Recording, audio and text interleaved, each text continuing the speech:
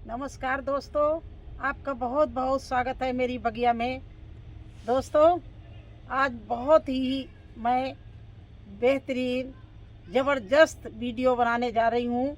ध्यान से आप देखना, शायद आपके लिए बहुत ही अच्छी फ़ायदेमंद जानकारियाँ रहेंगी। तो दोस्तों, आज बैंगन के प्लांट के बारे में मैं आपको विस्तार से बताऊंगी और उसकी कैसे केयर की जाती है, सारा कुछ इस वीडियो में आपको मिलेगा। बस आप वीडियो में बने रहना।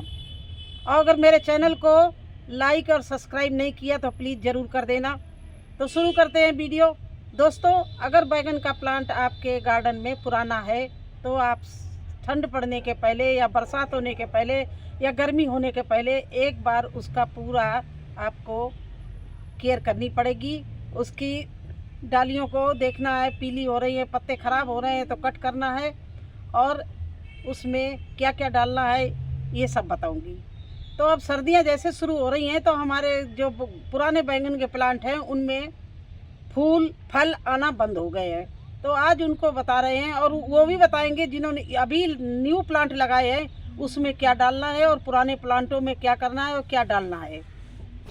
तो दोस्तों, ये मेरे कम से कम 3 साल पुराने प्लांट हैं और ये बराबर इनकी हम अच्छे से केयर करती हूँ। तो देखिए, फलों से लदे हुए हैं और ये कितनी बार कट हो चुके हैं, इनको आप देख सकते हो। ये देखिए, पूरे कितनी बार मैं कट कर चुकी हूँ। हर सीजन में इनको कट कर देती हूँ, इनकी डालियाँ निकाल देती हूँ, फिर नए नए ब्रांच आते हैं, नए नए पत्ते आते हैं और अच्छे से ये फलों से भर जाता है। देखिए, इस डाली में कितने फल लगे हुए हैं, आप लोग देख लीजिए। तो अगर आपके प्लांट में फल नहीं आ रहे हैं न्यू में या पुराने में, तो देखिए 4 चीज़ें आप मिला के डालिए। ये आपको चारों चीज़ें इस प्लांट को फूलों से भर देगी, नई नई डालियों से और नए नए पत्तों से। पहले तो आप ये करिए कि इसमें अगर आपका पुराना प्लांट है और जिसमें अनवांटेड है डालियां हैं और उनमें कुछ लग भी नहीं रहा, कीड़े लगे हुए हैं, तो उनको कट करके निकाल दीजिए। क्योंकि ये देखिए, इसमें कीड़े लग रहे हैं, ये पूरे प्लांट को ख़राब कर देगी। तो इस तरह के अगर कोई कीड़े लगे हों, मिली बग या कोई और कीड़े लगे हों, तो आप उनको निकाल दो। और वो भी डालियां निकाल दो जिसमें फल नहीं आ रहे हैं, जिसमें फल लगे हुए हैं उनको छोड़ दीजिए। तो इस तरह से ये पुराने प्लांट की बता रहे हैं। नए प्लांट में बिल्कुल मत आप कट करना, और पुराने प्लांट में देख लेना जो डालियां फल नहीं दे रही हैं उनको निकाल दो। इस तरह से निकाल दो, क्योंकि जब तक हम ये पुरानी डालियां नहीं निकालेंगे तब तक नई ब्रांच नहीं निकलेगी, और डालियां नहीं निकलेंगी, नए नए फल नहीं लगेंगे। तो आज इसमें इस वाले प्लांट में मुझे काफ़ी डालियां निकालनी है, क्योंकि इसमें कम फल लग रहे हैं। इसका मैंने किया नहीं था कुछ, तो इस तरह से मैं इसकी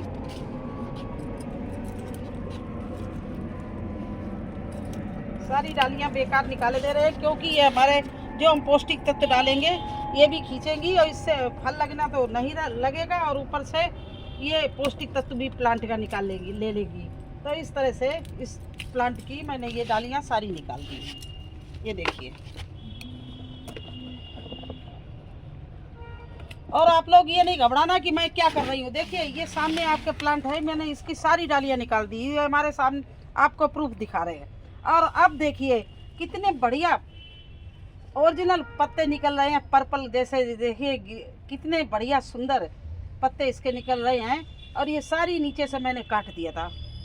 तो बिल्कुल ये मत घबराना कि ये मैं काट रही हूँ, ये दिखा रही हूँ, काट देंगे तो ये ख़राब हो जाए। नहीं, उतना ही अच्छा दोबारा से आएगा और फल अच्छा देगा, आपको सर्दी भर हार्वेस्टिंग मिलेगी। तो जो सूखी डालियाँ हैं उनको आप कट करके निकाल दो, क्योंकि उनसे कोई फ़ायदा नहीं है, बल्कि जो डालियाँ फल दे रही हैं उनमें भी कमी हो जाएगी, क्योंकि पौष्टिक तत्व तो ये खींच लेंगे। अब क्या करना है, देखिए 4 चीज़ें मिलाइए। एक प्लांट के लिए आपको 4 प्लांट करना है, तो 4 प्लांट के हिसाब से एक प्लांट में ये 2 मुट्ठी गोबर की खाद। अब मुझे 2 पुरानों में करना है, एक जाके उधर नए में करना है, तो मैं 6 मुट्ठी मिलाऊंगी। ये हो गई 4, 5 और 6 मुट्ठी मैंने खाद ले ली। दूसरी चीज़ है ये बोन मील, क्योंकि हमारे बैगन में कैल्शियम फास्फोरस की कमी हो जाती है, तभी ये जो हमारा ये है प्लांट ये फल देना बंद कर देता है। तो देखिए ये 4 चम्मच के करीब हम बोन मील डाल रहे हैं। ये होती है बोन मील 3 और 4। ये फूल को रोकती है और फल का साइज बढ़ाती है, तो इसको मैंने 4 चम्मच डाल दिया। अब आया नंबर राख का। ये हमारे यहाँ प्लांट को जो नीचे जड़ में फंगस नहीं लगने देगी, और ये बहुत अच्छी खाद भी है और ये बीमारियों को रोकने में बहुत ही क्षमता रखती है। तो चारों के लिए 1 मुट्ठी मैंने लकड़ी की राख डाल दी। अब मेन चीज़ रह गई है, उसको मैं डाल रही हूँ, उसको दिखा रही हूँ कि कैसे डाला जाता है।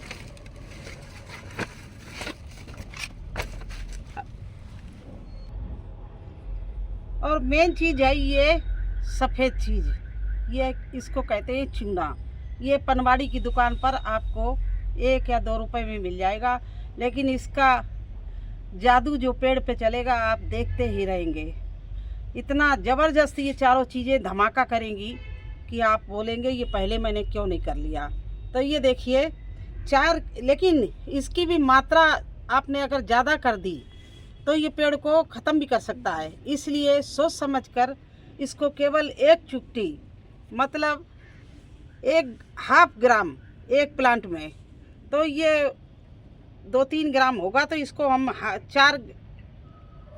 2 ग्राम डालेंगे, क्योंकि 3 पेड़ों में डालना है तो 2 ग्राम से ज़्यादा नहीं डालेंगे। देखिए इस तरह से चूने को मैं निकाले ले रही हूँ, और ये खाने वाला चूना है, ऐसा वो पुताई वाला चूना मत डाल देना। ये खाने वाला बुझा हुआ चूना है, इसको पान के साथ में खाया जाता है, तो वो चूना है ये, इसको ही डालना। तो आपको इतना ध्यान रखना पड़ेगा कि ये बुझा हुआ चूना, खाने वाला चूना जो है वो डालना है। अगर ना मिले तो पुताई वाइट वाश वाला चूना है, उसको रात को भिगो देना, इसके बाद सुबह उसको निकाल के यूज कर सकते हो। नहीं तो वो पेड़ को जला भी सकता है, क्योंकि वो पानी में डाला जाता है तो एकदम धुआं सा निकलता है, बहुत गर्म होता है। तो देखिए ज़्यादा नहीं, बस आधा चम्मच करीब ये चूना मैंने निकाल लिया। इससे ज़्यादा डालेंगे तो नुकसान भी हो सकता है। तो इतना चूना, जबकि ये चूना इतना असर करेगा, हमारे प्लांट को भरपूर कैल्शियम देगा। ये देखिए ये है चूना, और ये इसमें हमने चारों चीज़ों में चूना को मिला लिया इस तरह से। अब ये चारों का कम्बिनेशन देखिए बन गया है। इसमें हमने डाली है 1 पेड़ के लिए 2 मुट्ठी गोबर की खाद, वो भी पुरानी, ताज़ी बिल्कुल नहीं डालना, 2-3 साल पुरानी खाद डालना। 1 आधा मुट्ठी राख, और 1 चुटकी चूना, और 1 चम्मच बोन मील। बोन मील को तो आप जानते हैं कि ये फास्फोरस इसमें कमी होती है, प्लांट को पूरा देती है। तो इस तरह से कैल्शियम, फास्फोरस, जिंक सब कुछ मिल जाएगा हमारे प्लांट को, तो इस चारों चीज़ों को मिला के अब क्या करना है, ये प्लांट के आसपास, बिल्कुल जड़ के पास नहीं, इतने कम से कम 3-4 इंच छोड़ के, इस तरह से 3-4 इंच छोड़ के देखिए ये चारों तरफ से खुदाई कर लीजिए इस तरह से। और 1 प्लांट में 2 मुट्ठी, केवल 2 मुट्ठी से ज़्यादा नहीं। ये देखिए इस तरह से 1 मुट्ठी और ये 2 मुट्ठी डाल के, और इसी मिट्टी से इस खाद को दबा देना है। और इसमें आज बिल्कुल पानी नहीं डालना। सर्दी में जब तक आप खोद के मिट्टी देखो आधा इंच गहरे तक आपको गीली मिट्टी नहीं मिलती है, तब तक आप पानी नहीं डालना। अगर 1 इंच के बाद में आपको सूखी मिट्टी नज़र आए तब पानी डालना। डेली पानी नहीं डाला जाएगा, चाहे गमला हो चाहे खेत हो। और जिस दिन लगाना 5-6 दिन बाद तो ज़्यादा पानी लगाना, आराम से लगा देना, और फिर 4-5 दिन के लिए छोड़ देना। डेली पानी मत डालना, क्योंकि डेली पानी, ज़्यादा पानी से भी सर्दी में प्लांट मरने का डर होता है। तो इस तरह से मैंने एक प्लांट में कर दिया। इसी तरह से बैंगन के दूसरे प्लांट में भी मैं जड़ के आसपास छोड़ दूंगी।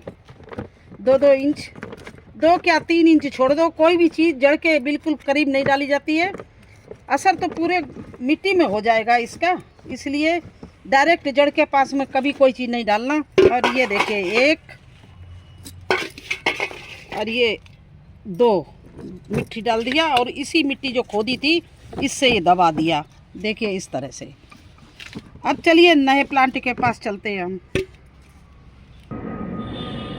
ये प्लांट मैंने इसी साल लगाया है, बिल्कुल नया प्लांट है, तो इसमें मुझे कुछ नहीं काटना है और काफ़ी अच्छे फूल आ रहे हैं, देखिए।